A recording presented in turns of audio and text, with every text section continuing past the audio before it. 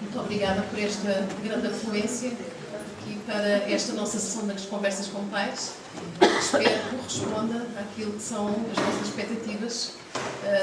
Nós tivemos muitas solicitações ao longo destes últimos meses, na Câmara Municipal, também as próprias associações de pais, para haver alguma informação, algum esclarecimento relativamente a este fenómeno do risco de portas abertas, como chamamos aqui a esta sessão hoje, de Smart Shops, o risco de portas abertas. Porque entendemos que, efetivamente, é um risco que existe, com o qual todos temos que aprender a lidar, sejam os mais novos, sejam os pais, e, portanto, é exatamente nesse sentido que nós quisemos trazer aqui para esta sessão as pessoas que têm trabalhado sobretudo nestes últimos tempos, com este fenómeno, têm estado a fazer o trabalho de análise das próprias substâncias que são vendidas e, portanto, no fundo, serão aquelas que mais poderão, espero, corresponder às vossas expectativas e vir a responder àquilo que possam ser as muitas das questões que naturalmente tenham para aqui colocar nesta sessão. E assim temos o grato prazer de ter aqui connosco o Dr. João Bolão e a Dra. Paula Andrade. Ambos trabalham esta problemática no SICAD. O SICAD é o Serviço de Intervenção nos Comportamentos Aditivos e nas Toxicodependências. Resumindo um pouco, e se calhar para mais facilmente se entender, o SICAD é atualmente o serviço que substitui o Instituto da Droga e da Toxicodependência, portanto o antigo Instituto da Droga e da Toxicodependência. O Dr. João Bolão é o diretor do serviço e é, simultaneamente, presidente do Observatório Europeu da Droga e da Toxicodependência. A Dra. Paula Andrade tem feito trabalho exatamente ligado aqui ao grupo de informação sobre as Smart Shops. E, portanto, se há pessoas que estarão capacitadas e credenciadas para realmente nos poderem trazer informação, são efetivamente estes nossos oradores, a quem eu agradeço imenso o facto de se terem disponibilizado para aqui estar connosco e aos quais irei passar a palavra, de forma a que tenhamos aqui uma sessão que seja bem participada. Muito obrigada. Muito obrigada pela vossa participação. Muito obrigado, Sra. Vereadora. Muito boa noite a todos. É um prazer ver uma sala de gente interessada em debater um tema tão importante na nossa sociedade como é este. Pelo que ouvi já, estas sessões envolvendo os pais, a população em geral, têm sido muito participadas e é, de facto, motivo para felicitar quem tem esta iniciativa, que das associações de pais. Não é comum, de facto, encontrar na sexta-feira à noite tanta gente mobilizar-se para discutir, ao fim e ao cabo, assuntos do seu interesse. Gostaria de agradecer em meu nome, em nome da Dra. Paula Andrade, o convite para aqui estarmos, dizer que é com muito gosto que o fazemos. Nós gostaríamos, sobretudo, que esta fosse em vez de irmos fazer uma grande arenga e umas grandes intervenções, gostaríamos sim de discutir convosco, porque não temos soluções acabadas para lidar com este novo fenómeno que tanto vai afligindo a nossa sociedade.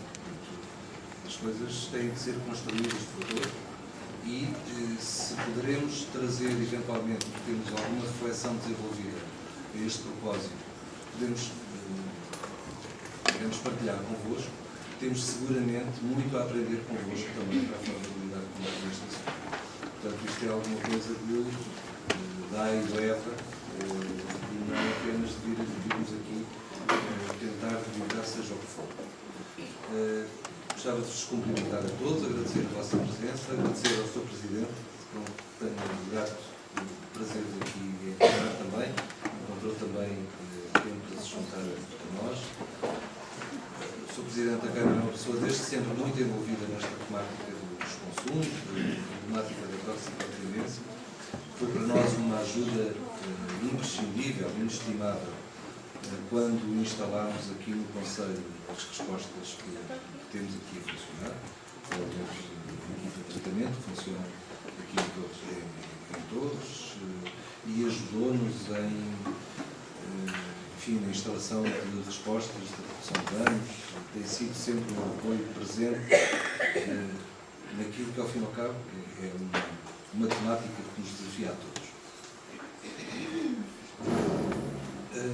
A senhora vereadora teve a amabilidade de me apresentar, na qualidade de diretor do CICAD, este tal novo serviço que sucede em algumas das competências ao IDT.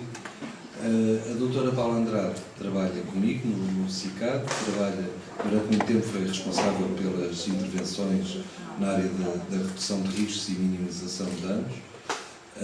Agora está mais ligada à comunicação e, digamos, à informação, e faz parte também do grupo específico de trabalho que criámos no seu CICAD para estudar esta temática das smart shops e das novas substâncias psicoativas. Ela passou o dia todo a preparar aqui uma intervenção, uma apresentação PowerPoint que agora não conseguimos abrir, mas pelo menos, e talvez um pouco para avançar o tema, talvez valha a pena passar uma parte da apresentação, que é um filme, esse consegue-se ver, não é? E depois pedi à Paula que introduzisse o tema, depois, tão breve quanto possível, passarmos à fase de perguntas e respostas, que é de conversa, que é o mais interessante destas coisas. Muito obrigado pela vossa presença, mais uma vez. Obrigado. Boa noite a todos. Dr. João Balão. Nós, de facto, tínhamos aqui uma apresentação preparada e tinha mais a ver com pontuar esta questão destas chamadas, ou conhecidas por smart shops, legalize, que do ponto de vista técnico preferimos tratar por novas substâncias psicoativas ou pontos de venda, até para lhe retirar um bocadinho esta questão da carga legal que traz o nome legalize ou smart shops. Nós preparámos um pequeno excerto de uma reportagem que, de alguma forma, trouxe para a esfera e para a opinião pública esta questão das novas substâncias psicoativas, que não são assim tão novas, neste sentido são novas enquanto fenómeno mais abrangente, mas a primeira loja abriu em Portugal em 2007, 2010, 2011, de facto o crescimento foi exponencial, neste momento há 40, 50 operadores, mas o fenómeno não é tão recente. Mas há uma reportagem, foi uma reportagem feita e acompanhada também por nós no CICAD, e que foi feita sobre este tema e que trouxe, de facto, para a discussão pública este assunto, que já nos vinha a preocupar enquanto técnicos, e trago aqui só pequenos certos desta reportagem que pensamos poder ser o pontapé de saída para uma conversa. Eu vou passar, espero que se consiga ouvir.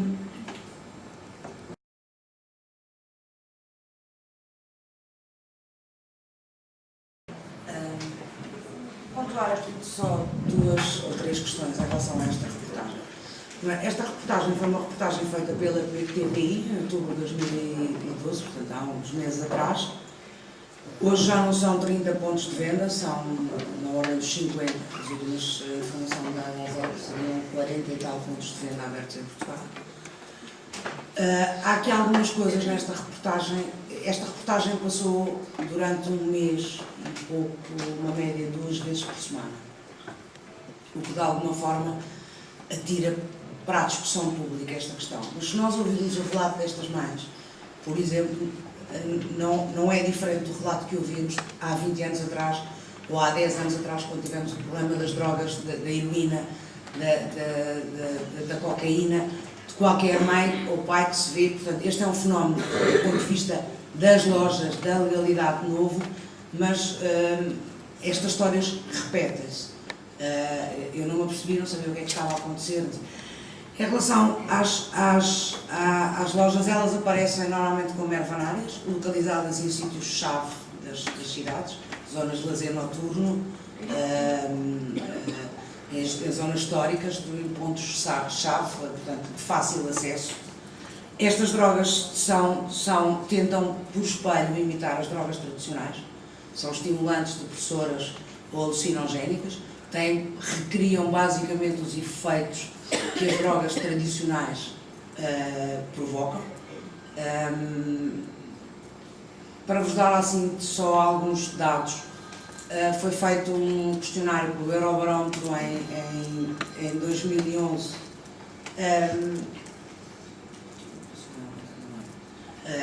que diz que 5% dos jovens na Europa já tinham experimentado estas substâncias, ou a grande maioria compradas em lojas, a seguir na internet ou dadas ou dispensadas por amigos. Importa também referir alguns dados em relação a estas novas substâncias psicoativas. Elas de facto são novas e aparecem a um ritmo alucinante. Em 2010 foram identificadas pelo mecanismo de alerta 24 novas substâncias, em 2011 foram 41, em 2010 41, em 2011 49, este ano já ultrapassámos as 51, em 2012. Portanto, são alguns dados. Aquilo que se nos levanta, as primeiras questões, quando nós vimos uma reportagem destas, é pânico, é desconhecido, um marketing poderosíssimo por trás. Isto não acontecia nas drogas ditas tradicionais ou convencionais, porque era um mercado ilícito. Muita cor, música, ambiente de festa, de alguma inocuidade. Ouvimos 2 relatos de 2 jovens, um que reproduz um enorme sofrimento com o consumo destas substâncias, mas outro que fala de uma forma muito ligeira sobre os seus consumos, que o fazem em contexto recreativo, uma vez por outra, que fuma de vez em quando uma sálvia a se divertir com os amigos. Ou seja, estes 2 lados da mesma moeda que nos aparecem nesta reportagem. Mas falar destas questões é também falar de nós, é falar dos outros, é falar daquilo que nos rodeia, é falar da gestão do prazer e da gestão do risco, é falar de uma sociedade que nos impele todos os dias a ter um prazer muito no imediato. Carregamos num botão e temos a comida aquecida, carregamos num botão e temos som, carregamos num botão e achamos que tomamos uma pílula e também podemos recriar a felicidade e o espírito e a energia e a capacidade de poder ultrapassar obstáculos. Os desafios que se colocam e as perguntas que nos colocamos, nós técnicos, nós pais, nós familiares, nós educadores, estarão as respostas no terreno preparadas para lidar com este fenómeno? Que alterações à legislação é preciso fazer? O que é que se passa que nós não conseguimos, do ponto de vista eventualmente legal, lidar com o fenómeno? Estamos nós, face a uma situação de crise, de profunda crise, teremos nós dispositivos que consigam lidar com estas situações? Como é que nós, pais, educadores familiares, técnicos, abordamos esta questão quando ela nos entra pela casa dentro? Dr. João Galão, Obrigado, Paulo. Pronto, eu acho que está, de facto, lançada a questão. Eu gostava de vos falar um pouco. Nós estamos habituados a raciocinar. Quando falamos de droga, penso que automaticamente o nosso imaginário se dirige para as substâncias ilícitas, para as drogas proibidas.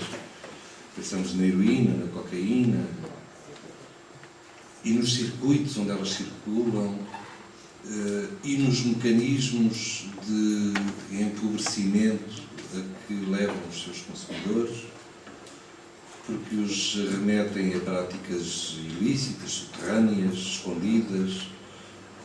Normalmente as pessoas que convivem com os utilizadores dessas substâncias demoram algum tempo a perceber-se, porque alguma coisa, por ser ilícito, é subterrâneo, é escondido.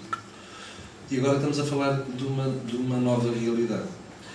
Porquê é que aparecem estas drogas, estas novas substâncias legais? Elas são legais porque ainda não houve tempo para as ilegalizar. Vamos dizer assim, há mecanismos ao nível internacional tendentes à classificação das substâncias com base no risco que o seu uso envolve. Na nossa lei, nós temos a Lei da Droga, a Lei 15/93, tem umas tabelas anexas onde estão especificadas mediante as substâncias que estão, de acordo com o seu nível de perigosidade, estão classificadas e são sujeitas a controle. Estão lá os nomezinhos das substâncias todas. Só que, pegando numa dessas substâncias, uma molécula de uma dessas substâncias, e alterando um pequeno radical nessa molécula, transformamos aquela substância numa substância nova, que tem um outro nome. E esse nome não consta da lista de substâncias proibidas. Vamos dizer assim. Portanto, e os mecanismos tendentes a incluí-las nessas listas são mecanismos morosos, desenvolvidos a nível internacional, passam pelo acordo em sede de Nações Unidas e depois têm uma tradução a nível de cada um dos países. Nós temos uma Constituição que garante uma série de liberdades e garantias aos cidadãos portugueses. Ainda bem que assim é. Mas neste caso, isto envolve algumas dificuldades. Nós, para classificarmos uma determinada substância como perigosa e incluí-la numa das tais listas, temos que ter estudos, comprovação científica de que ela é realmente perigosa. Não podemos, pura e simplesmente, dizer assim, pronto, esta substância há algum indício, há algum risco que seja perigosa, toca a proibir. Não pode ser assim. De acordo com o nosso quadro legal, incluir uma substância na lista das substâncias proibidas, estamos a ver que uma pequena alteração numa molécula perigosa, que se calhar não altera, nem para bem nem para mal, as suas propriedades, mas que a transforma numa substância nova, que a faz escapar aos mecanismos de controle, incluir esta nova substância, passa, por exemplo, uma substância passa por ser aprovado na Assembleia da República para voltar para incluir a tal lista. São mecanismos muito morosos, muito complicados. E quem comercializa estas novas substâncias, devo dizer que esta indústria da produção de novas substâncias é uma indústria florescente, imaginem-se, que tem muita tradição, que nasce de alguma forma nos países da Europa de Leste. Os antigos países do leste europeu, as sociedades, as pessoas tinham grande dificuldade no acesso às drogas tradicionais, às heroínas, às cocaínas. E então a indústria parafarmacêutica floresceu, eles produziam as suas próprias substâncias para uso local. Havia muita investigação e iam sendo produzidas substâncias que circulavam ali no país, sem terem necessidade sequer de cruzar fronteiras, eram para uso local. Depois da abertura, enfim, destes países, da entrada de alguns deles no mercado europeu, esta tradição continuou. Esta tradição de produção parafarmacêutica continuou. E alastrou. E foi sendo, e transformou-se numa indústria florescente, no fornecimento deste mercado dos países mais ocidentais da Europa. Isto foi sendo invadido. Nós falamos nesta questão, que está a causar um enorme alarme social em Portugal. Estamos preocupados, claro, com as 30 ou 40 smart shops que abriram nos últimos tempos em Portugal. Mas posso-vos dizer que, por exemplo, na Polónia, de repente abriram 1.700. Assim, de um dia para o outro. E que o fenómeno que a nós nos atormenta tem uma dimensão que eu diria quase residual comparado com aquilo que está a acontecer noutros países europeus. E também por isso, esta é uma preocupação central da maioria dos países da Europa, da Comissão Europeia, das instâncias da União Europeia, onde está a ser produzida legislação que torna estes mecanismos de que eu vos falava há bocadinho mais ágeis para poderem responder a este novo desafio do mercado. Portanto, neste momento estão a ser criados mecanismos legais, ao nível de recomendações da União Europeia, para que seja mais rápida a resposta em termos de classificação destas substâncias. Mas eu gostava ainda de vos falar de uma questão que ainda está a montante disto. Nós estamos preocupados com a ilegalização da comercialização destas substâncias, claro. Porque nos parece importante dar um sinal claro de desaprovação social ao uso destas substâncias e porque a venda destas substâncias em lojas de porta aberta confere aos consumidores uma falsa sensação de segurança, que é dos principais problemas que este novo comércio envolve. Mas a montante disto está uma outra discussão. Quando nós impedirmos estas lojas de funcionar, ou de vender estas substâncias provavelmente vão aparecer no mercado ilícito, a par da heroína, da cocaína, etc.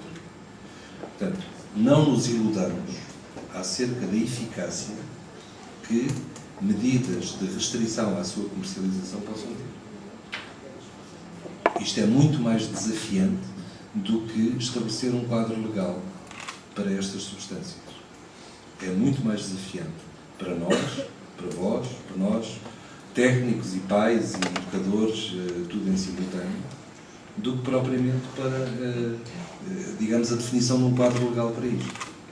De qualquer forma, também a este nível tem havido imensa discussão. É eficaz? Vale a pena ou não ilegalizar? Apesar de tudo. E o consenso, apesar de tudo, apesar de se perceber que com grande probabilidade estas substâncias, ou algumas delas, vão aparecer no mercado ilícito, apesar de tudo, o que é julgado e é mais ou menos consensual em todo o espaço europeu é de que vale a pena contrariar, do ponto de vista legal, este novo fenómeno. Aquilo que estamos a fazer, nós criámos, não sei se vocês sabem, o presidente do IDT e agora o diretor-geral do SICAD, com as tais mudanças estruturais, é por inerência o coordenador nacional da luta contra a droga. Neste caso sou eu que faço esse papel, já há uns anos largos.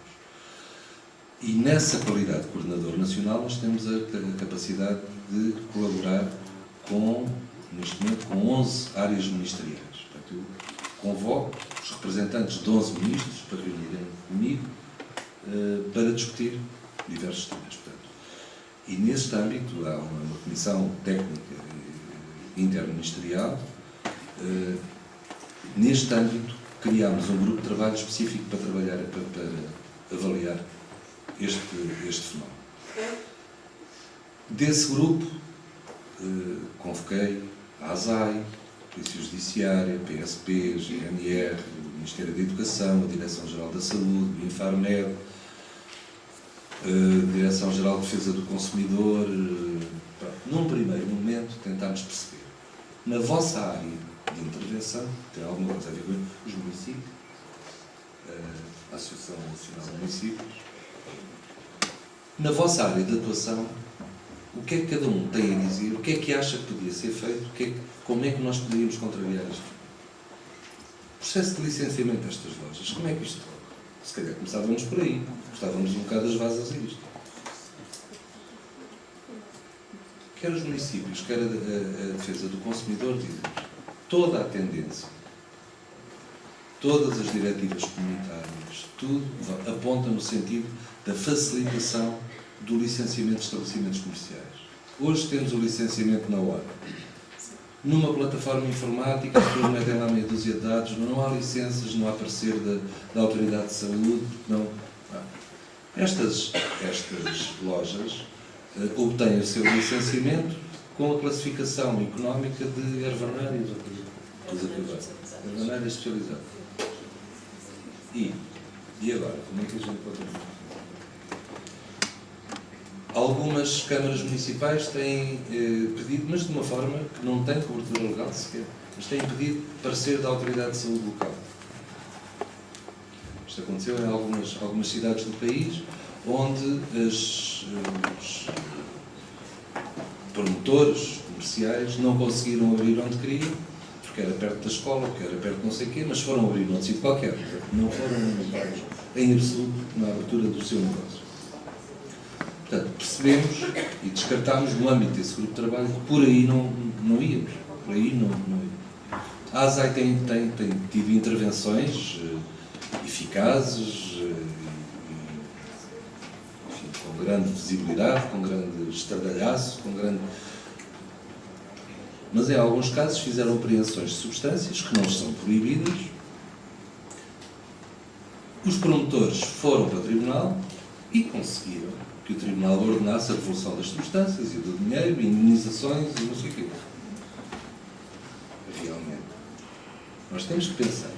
E às vezes quando há assim, enfim, acusações e tal, as autoridades não fazem nada. De facto, até agora, havia de facto algum vazio legal que permitisse uma intervenção eficaz. A polícia, a judiciária ou a GNR, PSP, não tinham capacidade de intervir porque as substâncias não são proibidas. Bom, neste momento temos, e eu estou convencido que se não na próxima semana será na outra, penso que na próxima segunda-feira vai a reunião de secretários de Estado e provavelmente na próxima quinta-feira irá ao Conselho de Ministros, uma legislação que nós preparámos no âmbito deste grupo de trabalho. Havia várias vias possíveis. Uma delas era tentar encontrar mecanismos mais ágeis de incluir estas substâncias na lista das substâncias proibidas da lei da droga, criminalizar a venda destas substâncias. Quem vende isto pode ir para a cadeia. Falta dizer, por cada nova substância que fosse aparecendo, e já vimos, aparece pelo menos uma por semana, nós temos um sistema de alerta rápido em que estão envolvidos pontos de informação, chamados pontos focais em cada um dos países europeus. Estamos todos ligados em rede e quando alguém, lá no país deles, identifica, olha, apareceu aqui uma nova substância, o laboratório de polícia científica lá da terra deles, ou o laboratório de medicina legal, ou seja o que for, identificou. Houve um acidente, houve um recurso a um hospital, houve uma história qualquer que envolveu a intervenção destas e identificam uma nova substância. Mandam um alerta para todos. Isto é um sistema coordenado pelo tal Observatório Europeu da Droga e da Toxicodependência, que é uma agência europeia. Nós temos duas agências cá em Portugal. É essa, que eu tenho a honra de ser o presidente neste momento, e a outra é a Agência Europeia de Segurança Marítima. Mas há também uma agência europeia das polícias, que é a Europol. O Observatório Europeu da Droga e a Europol gerem em conjunto este sistema de alerta. Eu volto e meia, e ao ritmo de, às vezes, mais do que um por dia, recebo notificações num sítio qualquer da Europa a dizer apareceu mais uma nova droga. Às vezes mais do que uma por dia. Depois algumas não se confirma que haja de facto, ou vem-se a perceber que era uma que já tinha sido identificada anteriormente. Mas pronto. Mas este sistema de alerta rápido vai alimentando uma lista de novas substâncias identificadas e potencialmente perigosas. O que é que nós vamos fazer? Na proposta que apresentamos e que estou convencido que vai, grosso modo, ser aprovada como defendemos. Não a criminalização imediata destas substâncias, porque isso, como vimos, tem que ser aprovado na Assembleia da República, é um processo muito complicado, muito demorado, mas de imediato, à medida que elas vão saindo, à medida que vão saindo novas substâncias, proibi-las ao abrigo de um quadro de contraordenação. Ou seja, não é punido com pena de prisão, não é punido com pena de encarceramento, não é punido ao nível do direito penal, mas é direito ao nível do direito administrativo, com coimas muito pesadas. E isto pode ser feito imediatamente por despacho do membro do governo. Saíram mais 3 novas esta semana. Pumba, proibido. A partir de agora, a ASAI, PSP, GNR, podem atuar, podem ir à loja, podem, com toda a propriedade, apreender a substância e, com toda a propriedade, em nome da defesa da saúde pública, encerrar o estabelecimento se for caso disso. Com coimas pesadas e que o objetivo não é estragar o negócio a ninguém, se venderem adubo para a planta. Mas, de facto, venderem 2 pastilhinhas de adubo por 60 euros para a gente pôr nas begónias, ninguém acredita que isso não seja. Há aqui outras coisas, há aqui outros aspectos deste comércio que são quase ridículos. Seriam ridículos se não fossem exasperantemente hábeis, que são os erros de rotulagem, que são, e algumas experiências, que não sei se algum de vocês já teve, eu já tive, tentei ter, há bocadinho eu já contava uma experiência, entrei numa destas lojas e tentei fazer-me passar por comprador interessado em substâncias daquelas, pronto, e tal, e como é que é isto? Estava uma menina toda simpática e toda gira, a dizer isto toma-se assim, isto fuma-se, isto cheira-se, isto não sei o quê. Então, mas diz aqui que é para a planta. Pois está. Mas explicar-me exatamente como é que as coisas se deviam tomar. Mas às tantas sai de lá que traz um senhor que me deve ter reconhecido e eu atendo esse senhor. Então diga lá, é para quê? É para as orquídeas? É impossível. Pronto, estragou uma brincadeira e não consegui perceber muito mais. Portanto, eu pessoalmente não consegui ir mais longe. Mas alguns dos meus técnicos, e aqui a doutora Paula Andrade tem feito isso, volta e meia vai ao terreno perceber como é que estas coisas funcionam. E portanto, temos aqui alguns aspectos deste comércio que são profundamente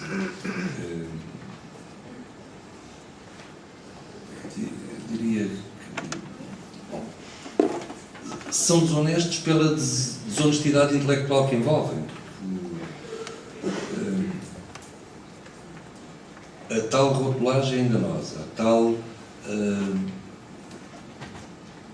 os sinais que têm no exterior a dizer proibida a entrada a menores de 18 e a gente espreita lá para dentro só vê cachopos e não... Pronto, há aqui uma série de aspectos que de facto são exasperantes e eu penso que é fundamental que a gente dê um sinal claro de desaprovação a esta forma de comercialização, que impeça que ela exista, mas isto não nos pode fazer desarmar do trabalho que temos de fazer com os nossos filhos, com os nossos jovens, com os nossos alunos, no sentido de lhes criar competências para que percebam que este tipo de substâncias, estas e as outras, mais claramente ilícitas, são substâncias perigosas. E, sobretudo, que o grande risco que envolve o uso destas substâncias é que elas... É importante, nós às vezes não falamos de uma dimensão que é importante quando falamos de drogas, que é a dimensão do prazer. Nós quando falamos em drogas, vem ao nosso imaginário desgraçado, maltrapilho, estropiado, e a gente esquece que as pessoas não usam drogas para sofrer. As pessoas usam drogas porque as drogas são, e vejam lá aqui, eu já tive dissabores por dizer isto, as drogas são boas, mas vejam lá as aspas que eu estou a ter. As pessoas só as usam porque elas são boas, porque proporcionam sensações agradáveis. Ninguém as vai usar porque quer andar aí aos caídos. Agora, também toda a gente começa a usar drogas convencida de que eu sou mais perto que os outros. Eu vou conseguir usufruir desta substância só aquilo de bom que ela tem para me dar e aquilo que ela tem de mau, porque eu sei que ela tem coisas más. Mas eu vou saber defender-me. Mas depois não sabem. Pois é como areia movediça. E às tantas coisas mais se esperneia, mais a pessoa se atola. Não é? Mas, portanto, as pessoas começam a usar substâncias porque elas são boas. Das duas, uma, ou porque elas aliviam o sofrimento. E a situação que muitos de nós hoje vivemos aponta muito para aí. É muito apelativa ao uso de coisas tranquilizantes, antidepressivos, álcool, e por que não as outras? Não é? Portanto, o nosso terreno social, hoje, é muito propício que as pessoas tomem coisas, nesta onda do diminuir o sofrimento. Durante muito tempo, os consumos em Portugal e o problema da toxicodependência em Portugal foi dramático. Muito ligado a fenómenos de marginalidade e de exclusão. Muito ligado à heroína. Depois houve um momento em que esses consumos começaram a baixar. Fruto das respostas, mas também fruto da melhoria das condições de vida dos portugueses, de uma forma geral. E começam os consumos da festa. Os consumos das cocaínas, do êxtase, para bombar, para a discoteca, para o festival, isso aqui. É um outro contexto, igualmente perigoso, mas apesar de tudo, diferente, com outro tipo de problemas. Em qualquer destes contextos, a dependência se pode instalar, e essa é a grande consequência, porque daí vem o empobrecimento, tudo o resto, todo o chorrilho de desgraças que advém das drogas vem da dependência. E a gente também, desculpa, eu estou aqui a meter um bocado vários conceitos à mistura, a gente muitas vezes ao falar destas coisas também mistura um bocado o conceito de toxicodependência com o uso de drogas de cura, que não são necessariamente sinónimos. Toxicodependência vem do uso de drogas, mas felizmente há uso de drogas sem que haja dependência. Mal estávamos nós se toda a gente que usa drogas ficasse dependente. Agora, que corre esse risco, corre, sempre. Portanto, a mim perguntam-me, enquanto responsável por esta área, perguntam-me muitas vezes: então o fenómeno da toxicodependência em Portugal está a aumentar ou está a diminuir? E às vezes digo-me uma coisa que deixa as pessoas um bocado baralhadas: olha, o uso de drogas está a aumentar, mas a toxicodependência está a diminuir. Parece assim, parece disparatado, mas porque tem a ver com os tais contextos de uso, com a utilidade que as pessoas dão ao uso da substância, e os tais contextos de festa, os contextos de desespero. É evidente que neste contexto do sofrimento, as coisas são bem mais complicadas. Porque a probabilidade dos consumos se tornarem no centro da vida das pessoas é maior. Bom, mas voltando outra vez às smart shops, que é aqui o tema. Eu não queria, de qualquer forma, deixar de vos dar assim uma pincelada um pouco mais alargada. Mas gostaria de vos dizer que, apesar da discussão a montar, vale a pena, apesar de tudo, porque elas não vão desaparecer. A gente não vai banir estas substâncias de circulação. Não vamos. Elas vão desaparecer da loja de porta aberta e vão aparecer no mercado ilícito. Algumas delas, pelo menos. Se calhar não são as centenas que estão lá agora, mas algumas vão aparecer. A mefedrona foi a última que passou pelo tal mecanismo de ir à Assembleia da República, ser incluída na lista de substâncias proibidas. Já anda aí na rua, junto com a cocaína e com o heroína. E o risco também é que algumas destas substâncias sejam apropriadas, digamos assim, pela população toxicodependente clássica. Aquilo que, em termos de mensagem-chave, e acho que é melhor a gente começar aqui a conversar, mas de mensagem que eu queria deixar com muita clareza era, por um lado, o facto de estas substâncias serem vendidas em lojas de porta aberta confere-lhes uma aura de segurança que não corresponde minimamente à realidade. E nós temos que contrariar essa ideia junto dos jovens e menos jovens, enfim, das pessoas com quem convivemos, dizendo assim: de facto, estas substâncias só não são proibidas porque não houve mecanismos para as ilegalizar. Okay? Não é porque sejam menos perigosas do que as outras. E a outra é dizer-vos que, porque algumas delas, a maioria delas são novas substâncias, nós, pessoal de saúde, sabemos muito menos acerca delas do que das outras, do que da heroína, da cocaína. Se eu estou num serviço de urgência e me aparece um tipo com uma overdose de heroína, eu sei exatamente o que fazer. Mas se me aparece com uma overdose de uma coisa que eu sei lá o que é que eu faço? Ele próprio diz-me: isto foi miau-miau. E o que é isso? E o que é isso? E como é que eu atuo? Há antídoto? Vou ver aos canhões ali de repente. Isso não está lá nada identificado com isso. Como é que eu acho? Eu, médico, num serviço de urgência, como é que eu atendo aquela pessoa? Nós, nos centros de tratamento de toxicodependentes, ainda não temos muitas pessoas, muitos utilizadores destas substâncias. Aqueles que nos aparecem são pessoas que já desenvolveram dependência e pedem ajuda para se liberar da dependência. A esmagadora maioria dos consumidores aparecem nos serviços de urgência com episódios agudos. Sejam episódios de caráter físico, taquicardia, coração a 200 e tal, morte iminente, ai que eu morro. Ou surtos psicóticos e completamente desorientados no espaço e no tempo, perdidos. Esses são, e alguns ficam psicóticos, ficam esquizofrénicos, e são dificílimos de reverter. estes são os episódios com que o pessoal de saúde se confronta. E sabemos muito pouco, vamos sabendo alguma coisa, mas não há sequer investigação clínica em torno de algumas destas substâncias que nos permita saber qual a forma mais eficaz de medicar. Isto é uma imagem, é uma ideia que eu penso que vale a pena também transmitir, é do risco acrescido pelo desconhecimento. Portanto, quem se mete numa destas está a jogar verdadeiramente uma roleta russa que sabe-se lá o que é que pode dar. Portanto, bom, eu ficava por aqui e estou ao vosso dispor para tentar esclarecer dúvidas que nos queiram colocar, para trocarmos impressões. Obrigado.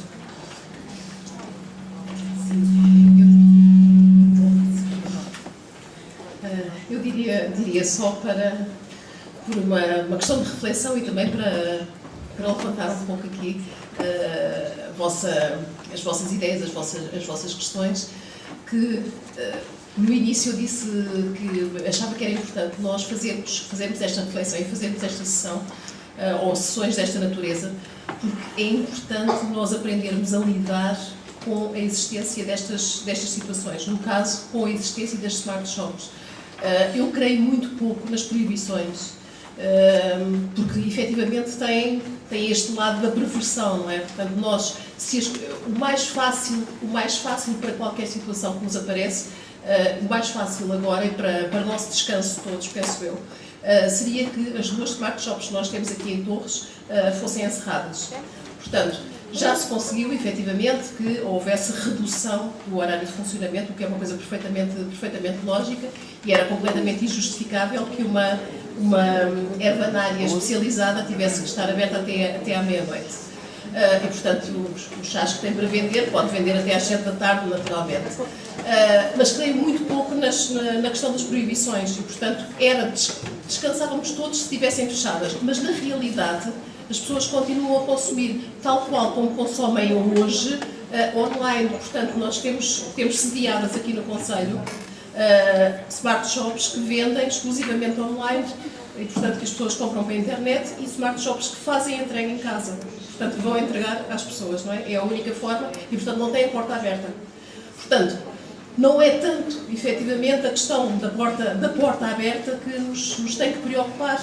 O que nos tem que preocupar mais é, efetivamente, como lidar com esta situação. Como trabalhar com os jovens, o conhecimento de que estes perigos existem, como é que eles os devem encarar e como é que nós podemos trabalhar no sentido de os ajudar a caminhar no sentido que seja mais correto. E que eles percebam bem que isto é um risco acrescido. O facto de serem substâncias novas é completamente enganoso e anormal, não é? Eu ver uma ervanária que está a vender sais de banho que sejam para eu consumir, não é? Ou que está a vender fertilizantes. Portanto, isto é mesmo enganoso em termos de, sei lá, quer em termos de publicidade, quer em termos legais, não é? Isto é uma anormalidade, efetivamente, não é? E, portanto, uma perversão. E penso que é importante que realmente se possa chegar exatamente a esta noção de que realmente aquelas coisas podem ser umas coisas coloridas e aparentemente mais inofensivas, mas que podem ter uma gravidade extremamente grave.